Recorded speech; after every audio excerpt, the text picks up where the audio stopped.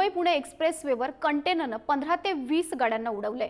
उतारावर कंटेनरचे brake fail झाल्यानं समोरच्या गाड्यांना धडक दिली गेली आहे। धडकेत अनेक जणांना गंभीर दुखापत झाली आहे। 15 ते 20 गाड्यांचं यात नुकसान झालंय। खोपोलीच्या नवीन बोगदा ते फूड मॉल दरम्यानची ही घटना आहे। अद्याप या अपघातामध्ये कुठलीही जीवितहानी झाली नसल्याची माहिती समोर आली आहे। मुंबई पुणे एक्सप्रेसवेवर हा भीषण अपघात घडलेला आहे। एका कंटेनरनं 15 ते 20 गाड्यांना उडवल्याची माहिती आहे। अपघाताची ही दृश्य आपण पाहतोय। कंटेनरनं 15 ते 20 गाड्यांना उडवलेलं आहे। मात्र या घटनेमध्ये कुठलीही जीवितहानी झालेली नसल्याची माहिती समोर येते आहे। मुंबई पुणे एक्सप्रेसवरील ही दृश्य आहेत, ज्या कंटेनरनं 15 ते 20 गाड्यांना उडवलेलं आहे। ही दृश्य आपण पाहतोय। उतारावर कंटेनरचा ब्रेक फेल झाल्यानं हा अपघात घडलेला आहे, ज्यामध्ये 15 ते 20 गाड्यांना उडवलेलं आहे। ज्या गाड्यांचं नुकसान झाल्याचं दिसतंय। प्रतिनिधी प्रवीण जाधव आपल्याशी जोडले गेलेले आहेत। प्रवीण, या संदर्भात सध्याची काय अपडेट आहे?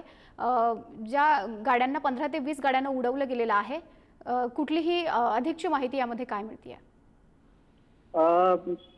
प्रतिभा, नक्कीच आता एक अर्ध्या तासापूर्वीचा हा अपघात आहे।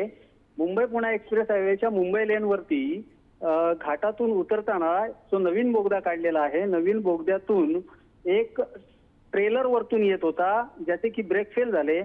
त्यामुळे उतरण असल्यामुळे तो पुढे स्पीडनीच जात होता। समोर येणाऱ्या प्रत्येक वाहनाला तो ठोकर मारत होता। त्यात बरीच छोटी वाहनं आहेत, म्हणजे 4 चाकी छोट्या, मोठे ट्रक्स आहेत, एक एसटी बस पण असल्याचं समजतंय। एसटी बस मधले देखील जवळपास 10 ते 12 जण जखमी आहेत। आतापर्यंत मिळालेल्या माहितीनुसार 20 ते 25 जण खोपोलीच्या नगरपालिका इस्पितळामध्ये उपचारासाठी आणलेले आहेत। काही जणांना उपचारासाठी पनवेलला नेण्यात आलेलं आहे। खूप अफरातफरीचं ऍक्च्युली वातावरण हे एक्सप्रेस हायवेवरती सध्या निर्माण झालेलं आहे, कारण तिन्ही लेन बंद असल्यामुळे ट्रॅफिकही जाम झालेला आहे। आणि जखमींना काढून या सर्व बाधित गाड्या ज्या आहेत त्या बाजूला करण्याचं काम आता सध्या पोलीस तिथं करतायत।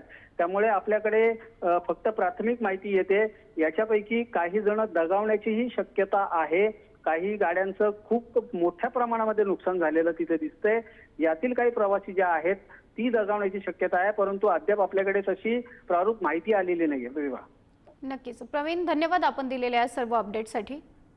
तर या उतारावर हा अपघात झालेला आहे, ज्यामध्ये अनेक जण जखमी झाल्याची माहिती समोर आलेली आहे। त्यांच्यावर सध्या खोपोली नजीकच्या रुग्णालयामध्ये उपचार सुरू आहेत।